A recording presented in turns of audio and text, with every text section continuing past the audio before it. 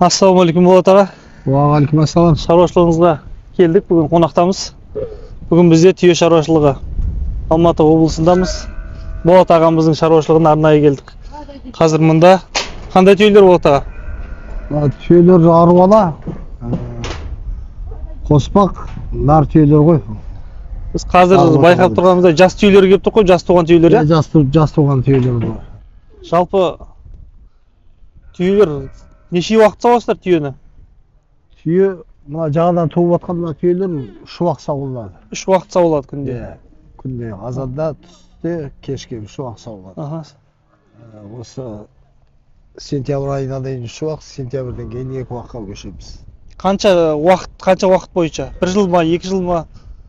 Енді бұлар период лактация дейді ғой бізде. 15-16 ай. 15-16 ай сауылады, тоқтамай. 15-16 ай сауылады. Бұлар бір туып, біреуі жаңағы су алып жатқанда екіншісі туып жатады. Екіншісі туып енді бұлар, айналымда. Март айында туады, бастайды туады.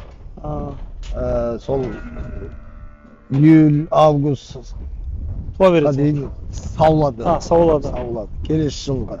Келесі жылға күзге дейін сауылады. 16 ай, 15-16 ай сауамыз түйелерді. Осында нешіше? Қанша уақыт буаз болады сонда? Буаз 13 ай жүреді. 13 ай. 13 ай.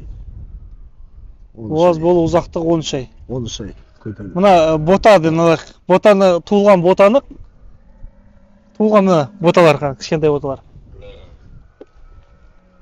Не деген сүйкімді. Бисмилля, машалла. Осы туылған боталарды қанша уақытта түйе болады бұлар? Бұлар 3 жасқа келгенде бірінші қосылады. Қосылады, ұрықтанады. Үлекке қосылады. Содан 13 айдан кейін туады. 4 жаста туады. 4 жасында бірінші туады. 2 жылда бір туады. Одан бөлек 2 жылда бір туады. 2 жылда бір туады. 2 жылда бір туады. 13 ай буаз болады. Керемет. Сауып отырғаннан кейін сол түйе жалпы малы 2 жылда бір туатын мал ғой. Өте нәзік мал дейді. Рас па? Нәзігі енді. Туған кезде 2-3 күн орнынан тұрмай жататын боталар болады. Оларды сауып, соскымен беріп, аяғынан көтеріп тұрғызып, емізіп. Содан аяқтанғанша, аяқтанғанша. Аяқтанғаннан кейін өте төзімді мал. Аяқтанғаннан кейін болды, қара құлақтарды бағаннан кейін жүреді біздер. Қазір түйелеріңіз қанша сүт береді сауғанда? Бір түйеден жалпы қанша сүт алуға болады жылына? Жылына ма, бір лактацияда ма, бір туғаннан екінші туғанның арасында ма, жалпы қалай? Жақсы түйелер 15 литрге дейін сүт береді. Бір күнде? Бір күнде 15 литрге дейін.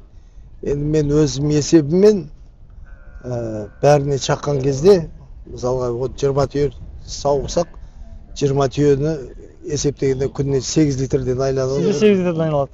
Бір түйеден. Жем бермейсіз, шөп бермейсіз. Өздері жайылып кеп, таза табиғи. Таза табиғи ерте айдап кетті, кешке айдап келді.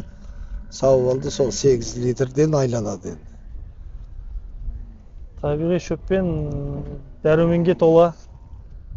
Түйе шөпті таңдап жей ма жалпы? Қандай шөп жейді бұлар? Түйе бәрін жейді. Қатар жейді. Таңдамайды. Таңдамай бәрін жейді. Ағаштың мына жас ағаштардың бұтағында дейін қоймайды. Бұлар сондай. Енді бізді айтады ғой, жұтқа кетпейтін мал деп. Бұлар жұтқа оңайшылықпен кетпейді. Енді ветеринария жағынан мен көзқарасым, например, мен өзім білетінім, түйе оңайлыққа ауырмайды негізі. Өйткені оның жейтін шөптері басқа малдар қорытылмайтын, жей алмайтын шөптерді жейді да. Бұл жерде пайдалы иммунитетке көтеруге, жаңағы антисептикалық қасиеті бар шөптерде көп түйе ғана қолданылады. Колючкалар негізінен. Басқа жануарлар жей алмайды. Оның құрамында көп пайдалы нелер бар, емдік қасиеті бар. Шөптер бар. Соның есебінен түйе өз-өзін жұқтырған ауруын өзінен өз айығып алады уақыт. Қанша үлкен қатты аурулар болса да. Аллах тағала сол үшін жаратқан ол осылай. Мұстафа былай тұр. Ай бала түйеге жақындама. Теуіп жүрмесіне. Жаңадан үйретіліп жүрген түйе болады. Бұлардың анау жайылымға шыққан кезде еркектер мен ұрғашылар бірге жайыла ма? Еркектер бөлек ұсталсын. Енді еркектерін мына қазір бұлар туып жатқанда еркектер бөліп тастаймыз. Өйткені еркектер бұларды шөгеріп жібереді да. Басып тастай ма? Басып тастайды. Оның боталарын басып тастап қайта ұрықтап. Жоқ, ботал. Мына түйенің өзін қайтадан ұрықтандырып жібереді. Қайтадан ұрықтандырып тастайды. Иә. Біз оны сүт еткеннен кейін қоспаймыз. Негізі күйі келеді негізі, бірақ қоспай ұстау үшін. Қоспай. 2 жылда бір тоғызамыз. Сүт алу үшін, лактациялық периодын ұзарту үшін, жаңағы сүт беру уақытын ұзарту үшін кез келген уақытта қоспайды, өзінің бір белгілі уақыттарында бар екен қосатын. Сүт шаруашылығымен айналысатын. Сіздер жаңа 11 күн 15 литр ұстаған кезде боталардың артылған сүті ғой, иә? Иә, боталардың артылған сүт. Онда одан көп беретін болып тұр ғой бір күнде, 20 литр. Жоқ. Біз қазір мына боталарға кейбіреу 3 емші кемеді, кейбіреу 2 емші кемеді. Солай береміз. Бұлар өскеннен кейін бұлар өзі жайылып жүреді, сол кезде ғой. Бұлар өскеннен кейін өздері жайылады, күндізгі сауады, түнгі қосатын шығар түнде уақытта. Жоқ, түнде де қоспаймыз. Ол кезде қоспайсыздар. Ерте сауып алды, бота өскеннен кейін 6 айдан кейін тек идіру үшін ғана керек қой. Идіреміз, сауамыз, ботаны бөліп тастаймыз. Түсінікті. Сіздегі жалпына түйелердің породасы сүтті бақыт қояды тек? Сүтті бақыт. Неше породасы бар бізде? Түйе енді қазақтың мінгені бар. Айыр өркеш түйе. Аруана, мына тұрған аруана. Мынау қоспақ. Аруана қайса? Мынау қоспақ түйе. Мынау қоспақ түйе. Жаңағы 2 үркек, бұның шешесі айыр өркеш, әкесі 1 өркеш түйе. Содан қосылған қосынды. Содан қосыннан шыққан кезде Ефадин ғой. Мынау таза аруана түйе. Анау да жаңағы панауышын майса Ефадин. Ефадин, иә? Иә.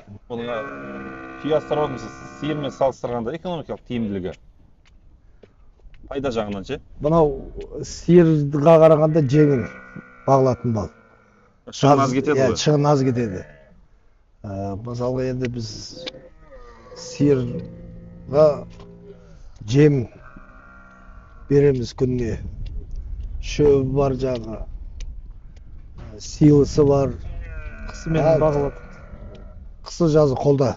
Мына түйелер енді өрісте жүріп, сол өрістен тойып келеді, сонымен сауып аламыз. Қысы жазы жайылымда ештеңе берілмейді. Сиырға қысы жазы поддержка беріледі.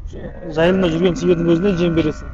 Бұларға ешқандай без расход болады. Жоқ, бұларға да қыста береміз, подкорм. Подкормға бересіз. Қыста береміз. Жаздай сол өрісте жайылып келеді. Мысалы 4 жасында туса, иә? 4 жасында туса, сонда 10 жасқа дейін 3 боталайды ғой сонда, иә? 4 жасында туса, 4 жас, 6 жас, 8 жас, 8 жас, 10 жас. 4 иә, 10 жасқа. 4. Қанша жыл өмір сүреді? Былай 40 жыл өмір сүреді. 40 жыл өмір сүреді. 40 жыл өмір. Сиырдың ең максимал өмір сүру жағы негізі научный 25 жыл деп айтылады бізде. 20-25 жыл. Енді ерекше біреулер болуы мүмкін арасында ұзақ өмір сүретін, бірақ бұлардың орташа есеппен 40 жыл өмір сүруге болады. 40 жылға дейін еще физиологически да и половой да неде жүреді, туып жаңа көбейе береді. Воспалуйциясы болады. Туып көбейе береді. Мынаның сосын анау түйе асыраудағы өзінің бір ерекшеліктері болады ғой. Сиырда сол қиын жер жоқ қой бұның, иә? Барлық адам айналысып кете алады ғой, иә? Енді айлансам деген адам айлансады ғой. Бұл түйені енді бағу кішкене үйреткені қиындау. Оңай үйретілмейді. Менде түйе болды. 16 ай саудық, 16 ай алыстық күнде. Одан екінші рет туғанда тағы да 3 ай алыстық. Сонда 19 ай дегенде үйреткен түйе бар. 19 ай. Сауға ма? Сауға. Күнде аяғын байлайсың, тартасың, алысасың. Сондай түйелер болды. Енді оның саумай қояйын десең, емшегі жақсы, қызығасың. Сүті бар. Сүті бар. Сонымен алысып. Сондай түйелер бар. Енді мына түйелер тез үйренеді бұлар. Мына бірінші тума түйе тез үйренді сауға. Жас түйелер, иә, тез үйренеді жастан бастап. Жоқ, мына аруаналар. Аруаналар жалпы. Жалпы олар не болады? Қайсысы қиын болады? Жуас болады. Қайсысы қиын болады? Қоспақтар. Қоспақтар. Етті уақыттағы түйелер қиын болады. Иә. Мінезі бар. Етті уақыттағы сиыр сияқты болып деді. Өзіне тән мінезі бар олардың. Олар туатын кезде үйде ұстайсыздар ма? Туатын кезде жақындағанда? Жоқ, үйде ұстамаймыз, өрісте жүреді, бірақ енді қарап жүреді ғой, түйе бошалай бастаған кезде үйге жақын болса үйге айдап келеді. Нетпесе сол өрісте қарап жүріп туғызып алады. Бошаласа кетіп қалады бұлар. Жекеленіп, иә? Бір күнде 30-40 километр өтіп кетеді. Жоқ, бошалаудың бұлардың мақсатында не сонда ол? Жеке бар туу? Жекеленіп туу. Жеке. Ботасын қызғанып жекеленіп туу. Қызғану мақсатында. Жалпы малға тән қасиет ол. Жалпы бүкіл малға. Бүкіл мал сөйте ме? Жылқы да бошалайды, сиыр да бошалайды, туады, толық жақындаған сайын. Мынау соңғы тұрған түйенің тұқымы басқа сияқты? Бұл айыр өркеш түйе. Айыр өркеш. Ботасы бөлек жүр ғой, қасында еліп жүр ғой. Бұл сауып атқан жоқ, бұл туғанына 2-3 күн болған. Жаңа 2-3 күндік бота ма мынау? 2-3 күндік бота. Соны түсірсек жақсы болады екен. Не үшін орап қойғансыздар үшін былай? Кімдіктен инфекция кетпесін. Грижа. Пупушный грижа основной бізде де кездеседі, малда да, сиырларда да. Бізде енді өзіміздің неміз сол. Бота туады, обработка жасайды йодпен. Соны байлап тастаймыз кіндікті. Кіндік жалпы кеуіп түскенше, иә? Стандарты. Кеуіп түскенше. Мынау енді міне, бұдан мінез бар түйе. Жүгіруі мүмкін бұл адамға. Бұл етті бағыт қой енді бұл түйе. Бұл етті бағыты. Ботасы сүйкімді екен, 2-3 күндікте. Мынау салмақ үлкен болады ғой соған арада боталар не туылғанда? Иә. Етті бағыт туған үлкен болады олар. Мынау айыр өркеш мінген түйе.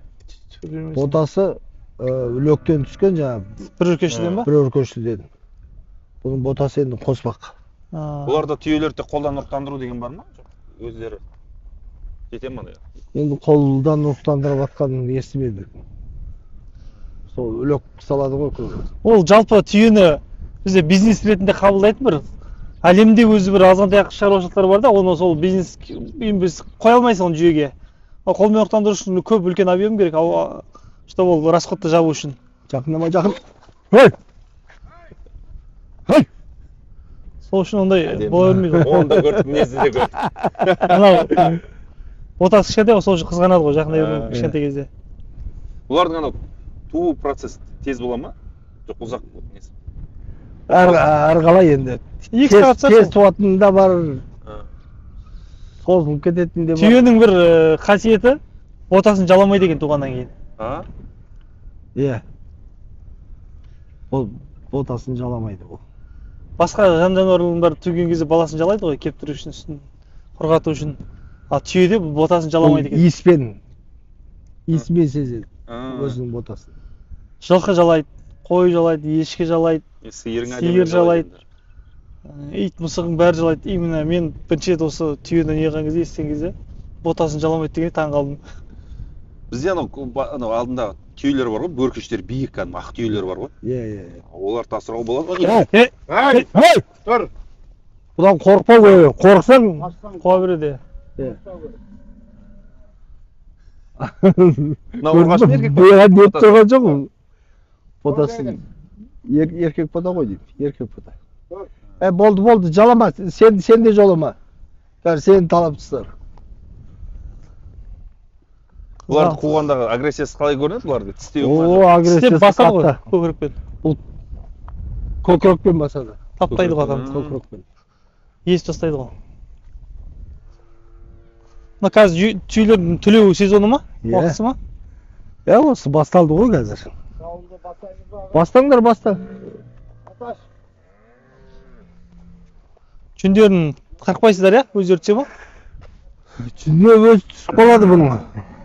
Бізде патентіміз жоқ қой. Түйе жүнге патент. Негізі осы анау түйенің жүніне мысалы шұлықтар тігіп, көрпелер тігіп жатады ғой, мықты болады ғой, жылулығы. Жылулығы. Онда жоқ қой бізде, ондай өндірістер? Бізде ондай өндіріс жоқ қой. Спрос жоқ та оған. Спрос жоқ. Неге онда біздің нарықтағылар қайдан келіп жүр олар? Дайын Қытайдан, Қырғызстаннан жинап жатқан шығар. Бірақ енді ол кәсіпті дайын тұр ғой, дұрыс па?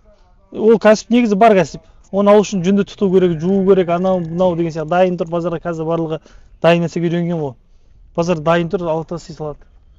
Ал негізі табиғи мінті таза. Етті бағыттағылар несі көп болады ма? Еті? ет енді 350 килограмм, 400 килограмм айналасында ғой. Қанша жасар? Қаншасында? Мен де бір түйе сойдым. 6 жасар түйеден 700 килограмм ет. 6 жасар түйеден 700 килограмм ет шықты. Әлгі қоспақ түйе ғой. Енді дәу түйе болатын. Еттің бағасы бар ма? Нарықта біз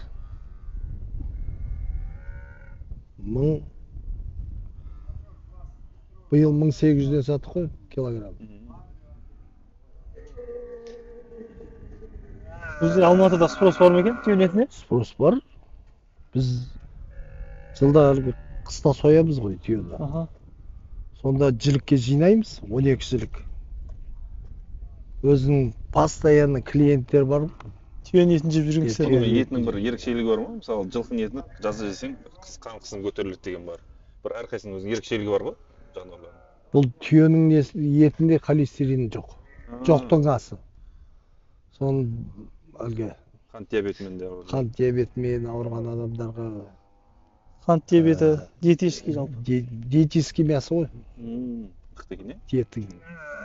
Бұның енді әлгі астарлаға ақиқатқа шығып жүрді ғой, өтеміс деген ақсақал. Түйенің зәрін зәрін емделу деген. Емделу. Зәрімен, сүтімен. О сүті инсулин. Инсулині бар. Сүттің құрамында инсулин, табиғи инсулин. Мотасы шығып кетті ойдым сыртқа. Сауайын деп жатыр ма? Бұны сауған кезде жалпы әлгі екі адам сауады, екі жағынан. Мына қазір бір адам өткені екемшек ботағыға береді, екемшек сауады. Кейін екі адам екі жағынан сауады. Бұлда не ғой, тесе сауылмаса қайтып кете ма? Тартып алады. Аяқты бет санға қойып тұрып сауады ма? Шелек сондай болады ба? Әргі марғалай сауады. Үйренгеніне байланысты. Іліп қойып сауа ма? Биік болса аяқ тізе беріп, шелекті көтереміз. Бұлай сауа береміз. Жаңа Нұрмахан автоматтандырылған жүйеге келеді бұлар, е? Келеді жүйеге. Келтірген қазір шаруашылықтар бар.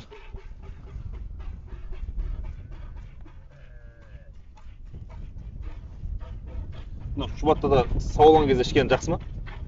Енді ашқанда сол. Сауып та свежийде ішеді, ашытып та ішеді.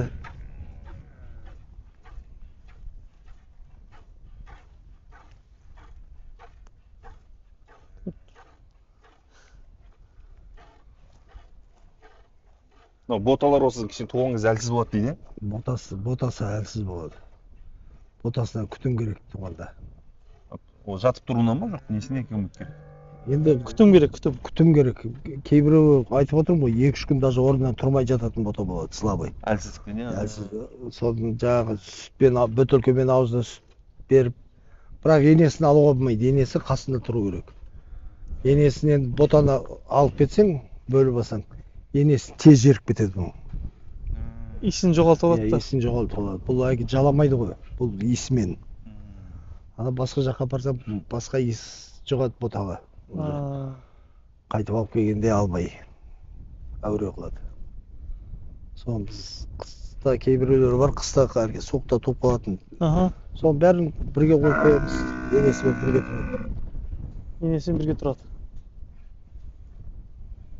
Оларда сиырлар сияқты үйде ұстап сауға бола ма? Жоқ, міндетті түрде өріске бару керек олар. Енді үйде тұрып сауған расход болып кетеді ғой. Болады ғой негізі. Көнеді ғой деген сауған. Көнеді ғой. Енді жем шөбін алдына беріп қойсаң жеп тұра береді ғой. Ал енді сүтінің сапасы туралы айтсаңыз болады. Сүтінің сапасы қандай? Құрамында не бар, не жоқ бұның сүт? Неге пайдалы, неге пайдасыз? Мұның енді сүті майлы. Сүті майлы. Қанша пайызға дейін барады? Орташа есеппен. Бір 4-5% бар шығар майлылығы. Сиырларды кенен қойып шығар, болады одан жоғары шығар? Жоқ, қою болады. Онда одан да артық болады. Бұның несі барлық ауруға ем ғой. Ауруларға ем? Аурудың бәріне ем. Сүті. Бұны халық ішкен кезде сол ауруға көбі ем болсын деп ішеді. Көрсе болмады. Осы Бұл жаңағы бір екемшегін сауда әлі кішкентай ғой ботасы. Өзіне қалдырып жатыр. бір күнде 3 рет сабасыздар, иә? Бір күнде ішеді. Ботасына қалдырып жатыр бәкір. Таңға шейін ем шыға ма енді? Жоқ, кешке бөледі. Ем сол бөліп тастайсыздар. Бөліп жем шөп салып қояды ғой. Жем алып. Жалпы теппейді ғой түйе, иә? Тебе ма? Тебеді. Бұна бірінші тума түйе. Бұл тез үйренді. Үйрене салды қолға. Қолға тез. Бұлар енді өзіңізде туған ғой. Өзіңізде туылған. Өзімде туылған. Кішкентайынан қолыңыздағы түйелер тез үйренеді. Сырттан алып келген түйе мінезін білмейсіз. Ұсталды ма, ұсталмады ма? Сөйтіп бота емдеді ғой жақсы. Или осылай емін олар. Енді осылай еміп жүреді. Мына сауғаннан кейін тұрады ғой, 1-2 сағат қасында кеш. Әбден кеште.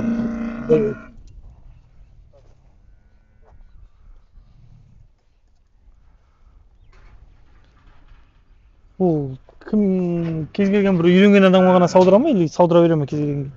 Жоқ, кейбір түйелер бар, адам таңдайды. Адам таңдайды. Адам таңдайды түйелер бар. Басқа адамға сауғызбай сөйтеді. Ана халатын киіп бару деген сияқты ондай жоқ па? Бар ондай. Ондай бар ма? Ондай да бар. Мына түйе, кәрі түйе. Ана түйе ма? Мен бұны осыдан бір 4-5 жыл бұрын Покровкада бір кісіге саттым. Одан ол Талдықорғанға сатыпты. Sonra Талдықорғандан маған суретін жүреді, мына түйе бар, бір еркек түйеге айырбастап берсеңіз деп.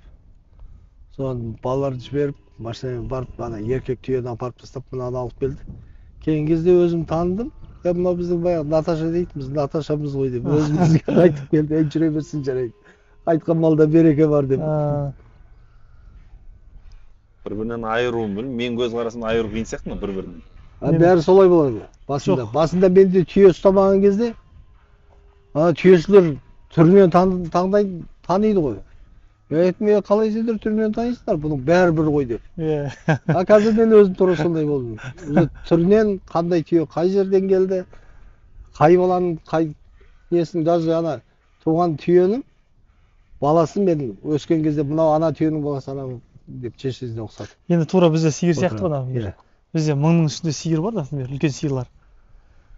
Мыңның мың түрлі характер. Біз нөмірін айтса, сиырдың өзі айтамыз, мынандай сиыр, мынандай жер, мынандай петносы бар, қызылала, қарала сиыр. Жалпы уже біліп тұрасың қай сиыр туралы айтып жатқан әңгіме. Ал сырттан қараған адамға сол бір ала сиыр сияқты. Даже анау бізде швецтің сиырлары ғой, алатау сиыр бар, швец. Бурый сиыр ғой, ешқандай ішінде несі жоқ, ағы жоқ, басқасы жоқ. Соның өзін әрқайсысы әртүрлі ол. Bir қарағанда арасында жүрген кезде әрқайсысы әртүрлі болады. Сол сияқты бұл атаға да өзінің түйелерімен жаттаған ғой. Әрқайсының мінезін біледі уже. Мынау жас түйе, мынау кәрі түйе деп тұрған бәрі өзі бәрін жеке біледі. Жүгірді ғой жарық. Мына түйені байлаған кезде өз орны.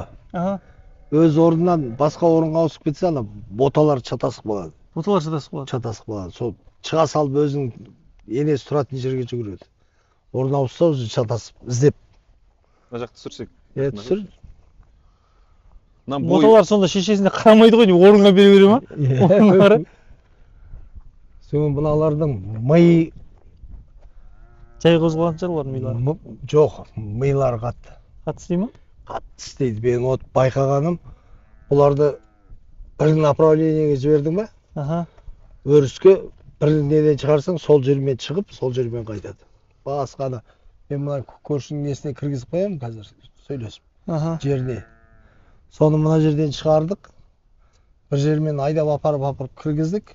Кеш жақын сол жолмен айдап келдік. Екінші күні өздерін жіберіп, өздері барып келе береді. Өздері кетеді.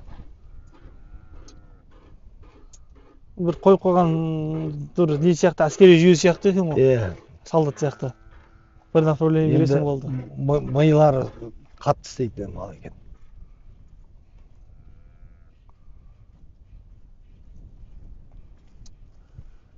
Мен ана сонша ұзын бір түйе болды ғой, ана жерде тұрған түйе. Қайсы? шеттегі тұра сол ма? Кәрі түйедегі. Соны сауғанды көрейінші деп едім, саусақ көзін қалай. Тегі сауған сияқты сауыла ма екен бұлай? Қысып сауады ғой. Қысып сауады. Біреуін сауып көрдің ма? Сауғыза ма олай?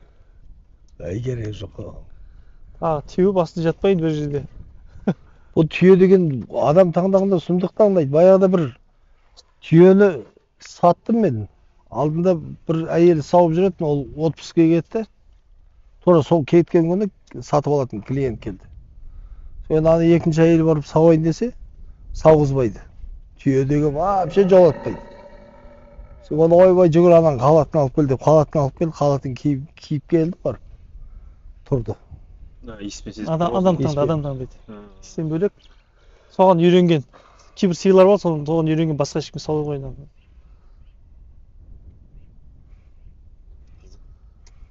Жалпы түйені етке де сүтке де өсірген пайдалы да? Етке, сүтке. Енді шығын жоқ дейсіз ғой. Қатты суықта, неде жүре бере ме жайлы? Жүре береді. Жүре береді. Жалпы анандай бір не бар ғой, миф па, шындық па ол. Жаңағы түйе су сұрамайды, су ішпейді деген, 40 күнге деген. Жоқ. Шеді. Ол миф, я? Миф қой ол. Енді анау құмды жерлерде шыдаса шыдап жүре беретін шығар. Бұл не айтады ғой енді анау өркешінен май бөлінеді, майды ыдыраған кезде қайтып бір суға бөлінеді, энергияға ыдырайды. Соны қырық алады деген не бар, түсінік бар негізі. Рас па ол? Сол рас қой енді, ол научный дәлелденген нәрсе ғылыми. Жалпы сіздердің түйелеріңіз ішеді күнде суды? Біздікі күнде барады. Енді мына жерде су көп қой. Қапшағайға барып шомылып келетін шығар бұлар.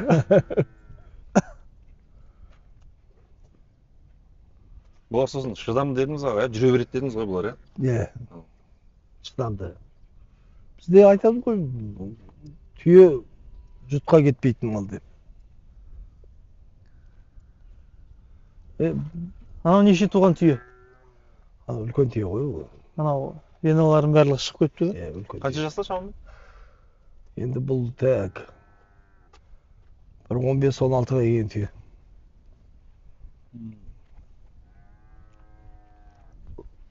Ботасын күтіп тұр ғой бұл енді өзіне. Саусақтары да уже туған сайын үлкейіп кетеді. Бұл Бейнеуден келген түйе. Бейнеу? Кезінде Бейнеуден алып келген. Пойызбен әкелдім дегеніңіз осы емес пе? Жаңаөзеннен келген жақтан ғой Бейнеуден. Пойызбен әкелген түйе бұл.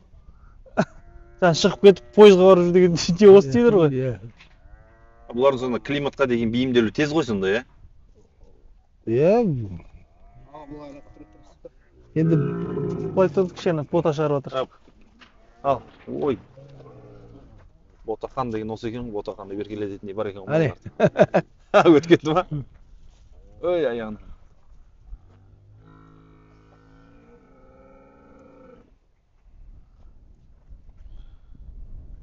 Оларда анау еркектер туылса ше? Олар не істейсің оны көбейіп кеткенде де? Еркектер етке кетеді ғой. Өскеннен етке кетеді. Өзім менің байқағанымда қанша түйе ұстап отырмын, түйе ұрғашы көп, ұрғашысы аз туады. Жылда еркегі көп. Сол еркек көп туады. Енді менің өзім де солай. Байқап жүргенім еркегі көп. Түйенің аяғында сүйек не болмайды. Копыта дейміз ғой жалпы. Тұяқ па? Тұяқ. Оларда асты май ғой, шемір. Жұмсақ. Жұмсақ май. Астында қатты қырғызалған май бар, сонымен жүреді. Осыдан жұмыс жоқ бұл жерде. Бірінші қар жауғанда жылда бірінші күн тоқтамай жайылады. Жайылмайды, тоқтамай жүре береді. Ана суыққа үйренгенше. Енді жазда жылыға әбден үйреніп алады ғой. Қар жауғанда нелерге айтып түйешіге арттан қалма. Олар жүре береді айланып. Жайылмай жүре береді. Суыққа үйренгенше. Суыққа үйренгенше. Суға барып жайылады кейін. Мынадан сүт жақсы шығып жатыр, бір түсір жақын жаны. Бота шошып қалмай ма екен? Мына бота келе жатыр ғой. Жүре берсін.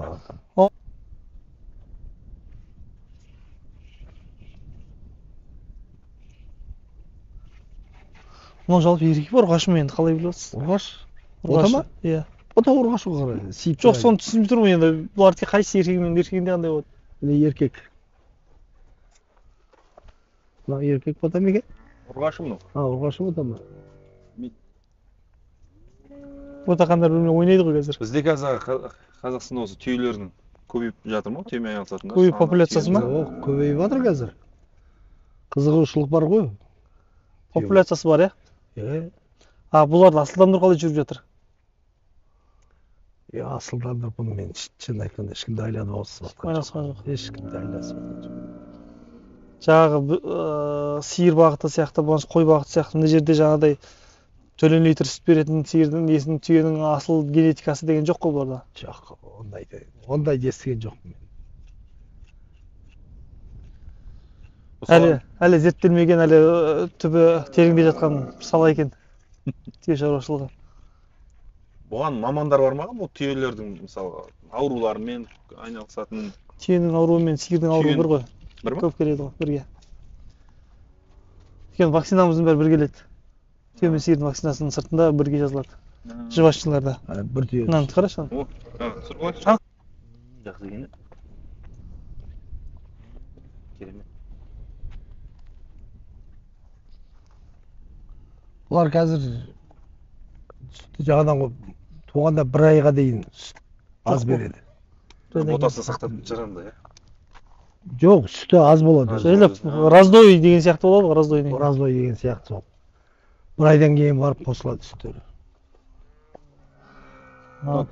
Түйелердің бойы негізі стандарты осылар ма? Бұдан да биік бола бере ме негізі? Осы ғой. Мына жерде неге құйып жатыр екен? Оның жеке бір стандарт жоқ шығар негізі. Өскенше өсетін шығар өзі. Өскенше өседі ғой. Енді менде бұл 700 килограмм ет берді деген, ол деген тау болатын тау. Түйе болды.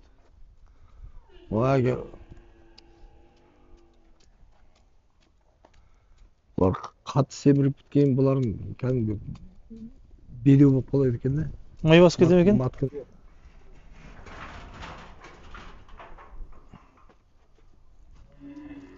Соңғы түйенің жүк ауыр деп бекер айтпаған екен, соңғысын аяғын бойлап тұр кішкене. Бұл да кішкене көнбейтін ғой мынау, соған байланысты. Жаңадан үйретіп жатқаны ғой. Жаңадан үйретіп жатқан түйе. Мынау еркек түйе, Еркек түйе көрдің бе, астында, артына қарап тұрады бұлардікі.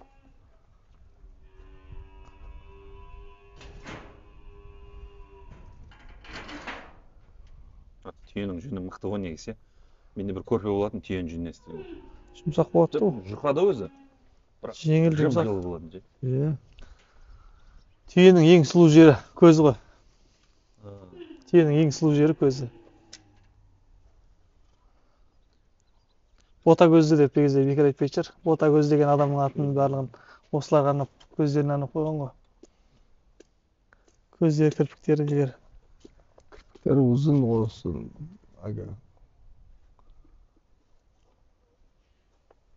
Çağın netkende көзіне түспеу үшін мұның көзі кірпіктері ұзын, екі қатар болады. Екі қатарлы болады.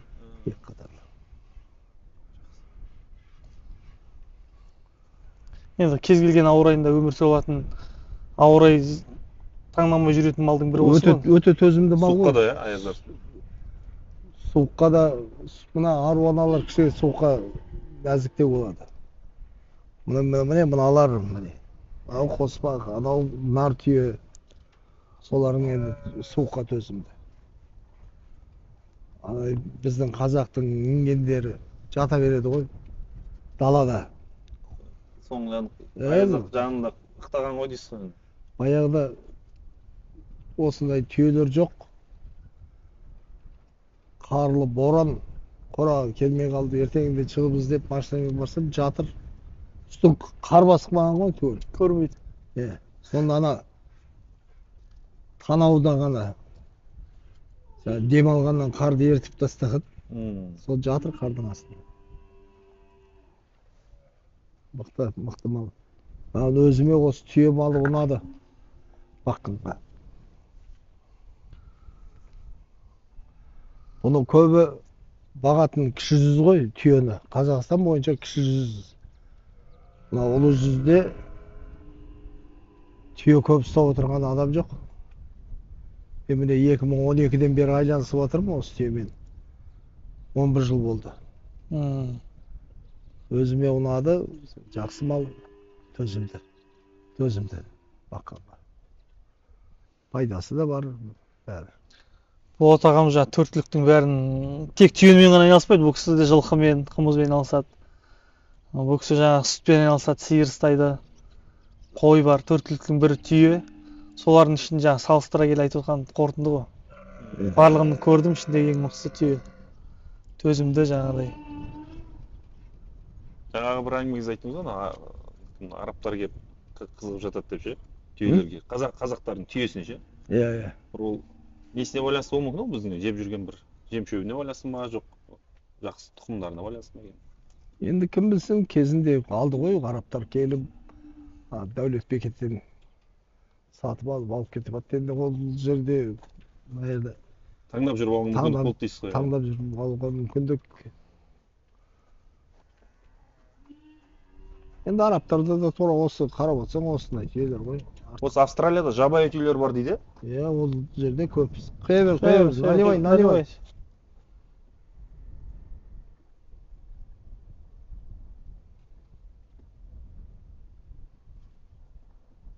Қойылуынан көмір көтерген, а?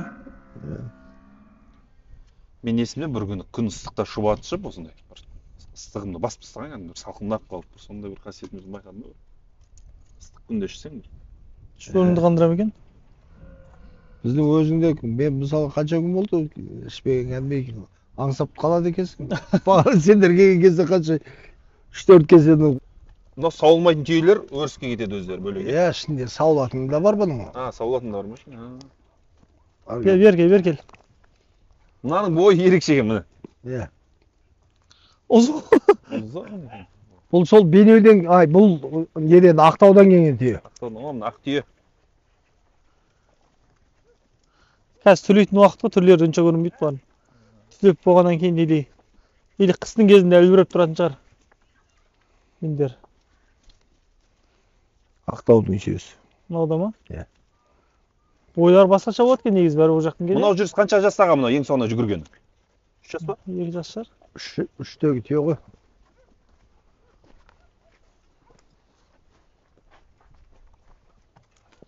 Получается да? Иә. Мынау 3 жаста, биыл түсті. Биыл түсті. Иә.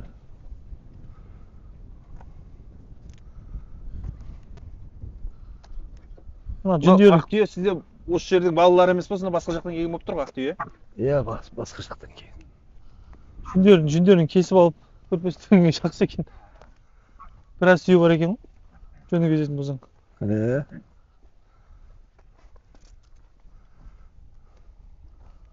Бәрі қайтып отырсың үшін уже.